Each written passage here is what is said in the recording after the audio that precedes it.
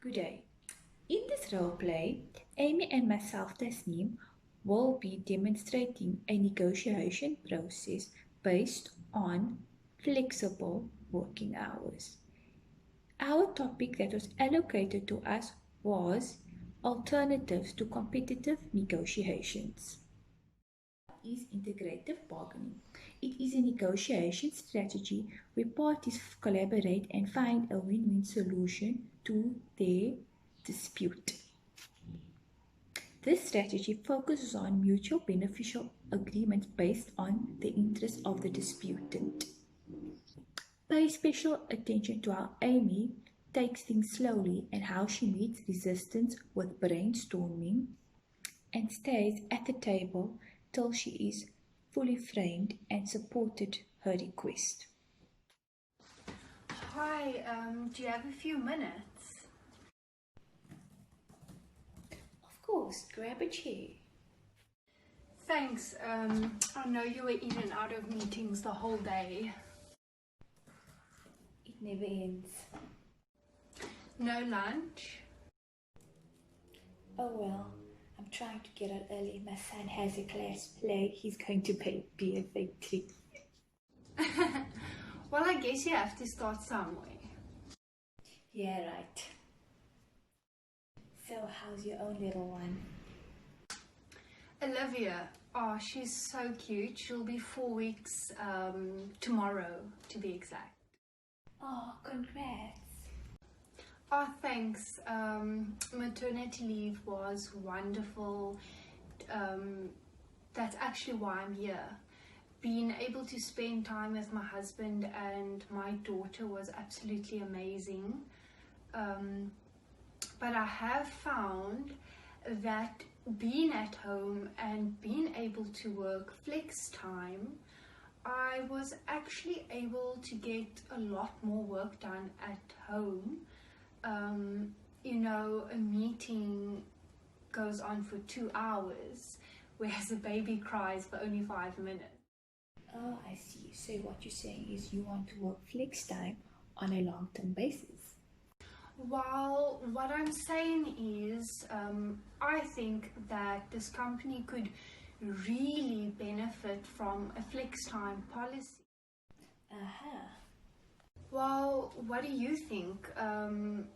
Could you see this happening? Do you think that it could also benefit the company? Well, that's ambitious, but that will be fine for a startup. But for someone as big as us, I don't see it. Well, that's what I thought at first, but I went and I did some research, and at least half a dozen companies Amy? or larger competitors as well who also make use of flexi time policies, they all say the same thing. Employee satisfaction goes up, productivity goes up, and employee turnover goes down. Look, it might be great for them, but it's such a radical departure from the way we do business. I wouldn't even know where to start. Well, have you had a chance to look at the customer service stats while I was away? Yeah, I have. And what did they say? Complaints were down by 10% and sales were up by the same amount. I get it, Amy. You were more productive at home. It wasn't just me, it was my whole team. Without me here having to micromanage them, they were all able to do their own tasks on their own time without me having to micromanage them. Mm-hmm. Do you mind if I can ask you another question? Sure. Who do you think would benefit from being able to work on a flexible schedule? Mm-hmm. Well, Steve and Sally have both long commutes. I'm sure they would love to work from home a couple of days a week. Well, what about yourself? If you are able to work on a flexible schedule, you'd be able to have a decent lunch. And you'd be able to go to your son's play without being rushed or having to stress about it, being on time. Well, it sounds great when you put it that way, but the executive team doesn't believe that employee morale directly affects the bottom line. Well, let's look at it this way. You know Sheila, who works in my department? Yes. Well, she had to take 2 days leave last week because her kid was home from school. So that's a whole 2 days out of last week, all because of that. Whereas if she was set up from home, she wouldn't have needed to put the 2 days leave in. And if we'd known about this prior to the time, it actually really wouldn't have been hard to do. So you're saying is we just need to have a system in place. If anybody would want to work from home, they could. Or from anywhere. So it doesn't matter where they are when they get their work done, as long as it gets done. Exactly. Results are results at the end of the day, and that's all that matters. I do see where you're coming from, but be generous to the executive team. I'm just brainstorming here.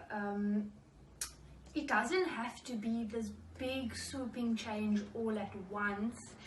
We could try out one department. It doesn't have to be mine. Maybe the engineering department. We could try it out for a few months and see how it goes. I'm not 100% with you yet. Okay, well, I just sprung this on you. Yeah, I understand. Well, what do you need from me to be 100% committed? Not 99, but 100% committed. Well, you got a good startup with those customer service stats. If you could make a compelling case on how it will benefit the bottom line and demonstrate how you will maintain those numbers, it could help in the long term. I'm on it. I'll design a set of objectives which we can use to measure and track the results. Okay. What else do you think you may need? That research you're talking about, I will have to see it. I would want to see how your own team would be working remotely. For example, the receptionist or engineering, basically anything. As long as your data is rock solid, I'll sign on it. 100%. Yes, if your data is rock solid. All right then, I think I can make this happen. Okay. And I'll even go one up on you. Okay. What if I were to design a pilot plan that could go along with the measurement targets which you will be presenting to the executives? That's what I'm looking for. Okay, what if I were to get everything ready by next Friday? Would you be willing to present this in the next executives meeting? Well, if the date is good and the proposal is tight, I would. Excellent. I am so thrilled about this. Realize you still have a long way to go. Yeah, but I am a lot closer than what I was 5 minutes ago. Okay, it was good talking to you. Okay, thank you so much. You're welcome. I would like to discuss the factors that facilitate joint problem solving. Factor 1 is common objectives or goals. Now, from our example, the manager and employee's common goal is to get as much productive work done as possible. Factor 2 is appropriate attitudes. There are several key beliefs that must be shared by both the manager and the employee if integrative decision making is to occur. A belief that mutually acceptable solutions that are available. Factor 3 is trust and fairness. Mistrust inhibits collaboration, inhibiting open exchange of information and communication. From the example, both the manager and employee portrayed this factor.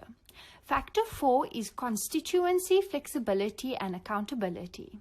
In a sense, this ensures that negotiators do not sell out under pressure, but it does limit the potential for problem solving.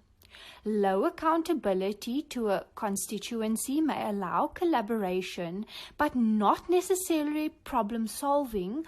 On the other hand, high accountability tends to promote competition as negotiators try to meet their constituent demands and show strength in bargaining process. Factor 5 is information exchange.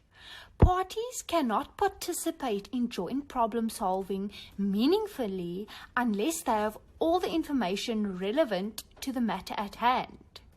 The employee was well prepared with her data and statistics. Factor 6 is clear and accurate communication. Now, this is not the same information as information exchange. It is referred to the process whereby understanding is achieved. The manager was open and willing to understand the employee's point of view. So that was an example of how to keep a negotiation on track. It was great to see the employee handle the situation with ease but yet persistent. It sounded as if it was an everyday conversation. Watching this example may trigger possibilities for others in asking what they want in their workplace. When thinking about a request you've been wanting to make, you can use this example as a template for reaching your goals and making your way through an argument.